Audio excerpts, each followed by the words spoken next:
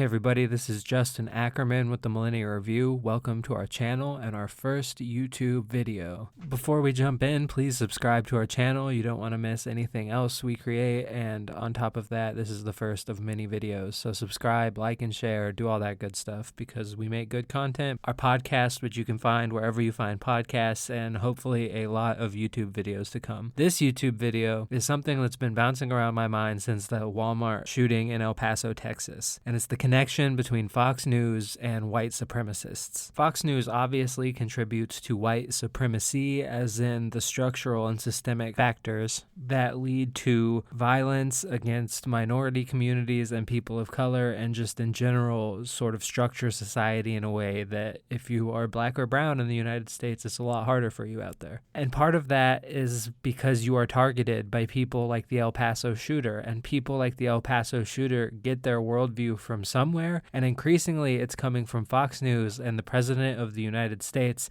Fox being the most watched TV network in the country as far as news goes, and the President obviously has the biggest megaphone in the world. And both the President and Fox News are constantly using their platform to spread white supremacist talking points, and those talking points are being acted upon by people in the real world, the El Paso Walmart shooter just being one recent example. And it started around the midterm elections when Fox News constantly referred to immigrants as an invading force. They blamed the Democrats and Democratic voters for that invasion. They heightened the response and the level of danger inherent in immigration to the point that they were commonly comparing immigrants to terrorists and gang members. And all of these talking points can be found in the El Paso Walmart Shooters Manifesto and bouncing around white supremacist circles all over the internet. And there's a reason people like Richard Spencer and other leaders of white supremacist groups in the United States find Tucker Carlson and Donald Trump more palatable than other Republican and Fox News figures in the past. And again, this all started with comparing immigrants to an invading force around the 2018 midterms. When you arrive in a country to contribute to it and to assimilate into its culture,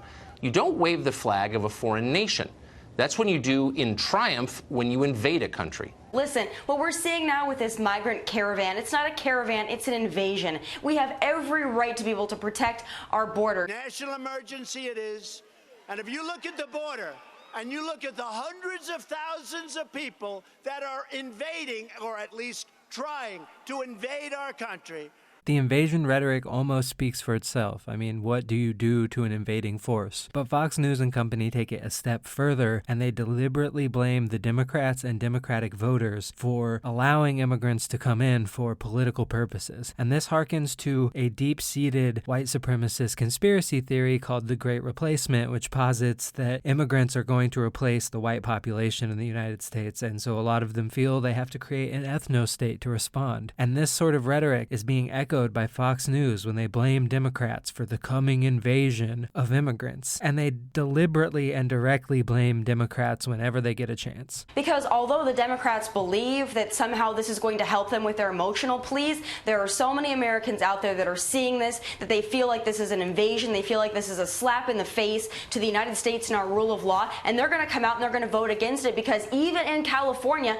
people are sick and tired of this. But the reality is that this is an orchestrated effort. It is a political effort. That it's occurring 2 weeks before the election is no accident, nor is it an accident that we now understand a second caravan has been assembled in Honduras of about 1,000 people at this point and preparing to cross into Guatemala.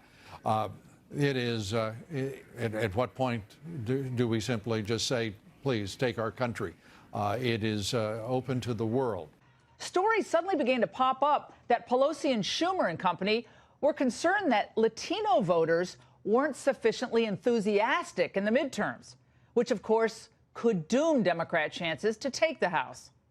Then, like magic, a few days later, a story appeared out of nowhere about another caravan of Central Americans headed to the U.S. from Honduras. Bad things happen when you leave the door open. Every homeowner knows that. The left is demanding that we leave our door open. Any attempt at self-defense is immoral, they tell us, from the safety of their segregated neighborhoods where they all live. Illegal immigrants are amazing people, they say, far better than you are, Mr. Entitled American. let me make this point. This is not one caravan or two caravans. This is a new strategy to get people who are not supposed to be in the United States into our country. And so if we do not take strong, bold action, the caravan will never end. It will be ongoing, and our country will be borderless, and Americans will be left vulnerable. That's why this is so important. I don't think it's a coincidence that this is happening around election time, but we better show our strength. And the president is doing, I think you would agree, just exactly that. If this is an invasion being foisted upon the American people by the Democrats, how do you respond to that? If you're Donald Trump and Fox News, you call in the military, or you call for Donald Trump to call in the military. If you're some random kid on 8chan, you take your AK-47 and you go to Walmart. That is the logical consequence of this rhetoric, and even Donald Trump responds that way. You have some very, very bad people in the caravan. You have some very tough criminal elements within the caravan. But I will seal off the border before they come into this country. And I'll bring out our military, not our reserves.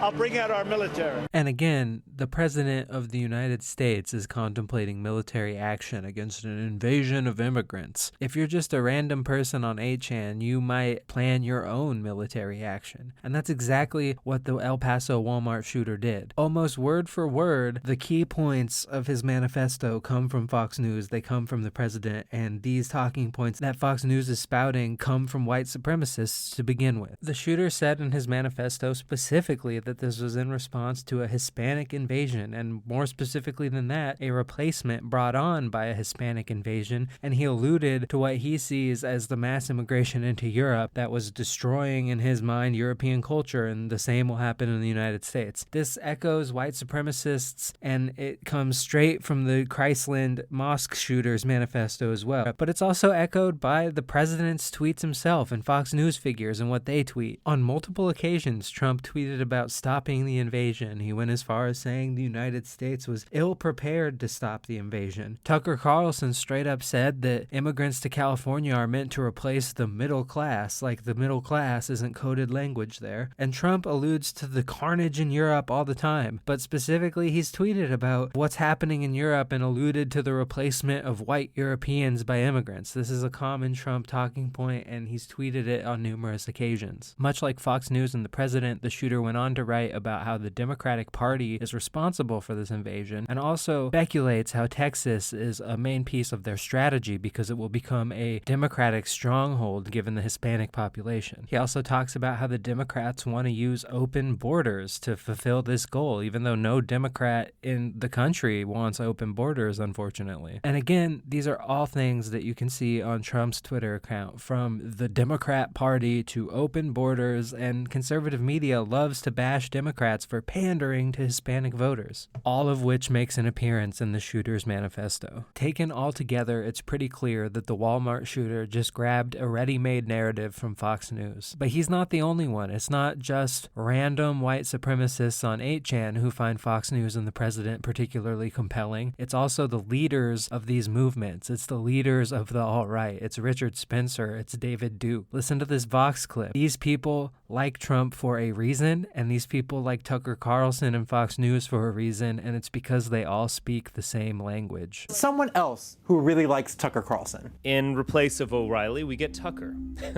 who I think is a much better figure. He's certainly more intelligent. This is Richard Spencer, one of the most notorious white supremacists in the country. He at least has a kind of open-mindedness in a way that Bill Riley never would. Spencer isn't the only professional racist giddy about Tucker's show. Here's David Duke, former Grand Wizard of the KKK, tweeting, "God bless Tucker Carlson." And here's the white supremacist website Daily Stormer calling Tucker literally our greatest ally. So what the hell is going on here? Why are white supremacists so excited about Tucker Carlson? And again, white supremacists are excited about Tucker Carlson. They're excited about Donald Trump because Tucker Carlson and Donald Trump are excited about them. And there's a reason that the El Paso Walmart shooter's manifesto reads like a mishmash of Donald Trump in Tucker Carlson segments and tweets. It's because it was. It's because these people are amplifying some of the most toxic political rhetoric in the country, and that has consequences. And those consequences most recently destroyed hundreds of people's lives and left over 20 people dead. I don't know what's going to happen next, but I know that these things happen for a reason, and it's because people have mainstreamed a disgusting ideology that is hateful and will leave more people dead before we stamp it out. And again, I don't know what's next, but it's probably not good. If you want to support us and everything we do, like, share, and subscribe this video, and join us on Patreon. There's a link in the description down below. Listen to our podcast wherever you find podcasts, because these are the things we analyze day to day, because if we don't, things might not get better. We need people speaking out. We need activists on the street, and we need all of you watching to stand in solidarity with immigrant communities and people targeted by this sort of rhetoric.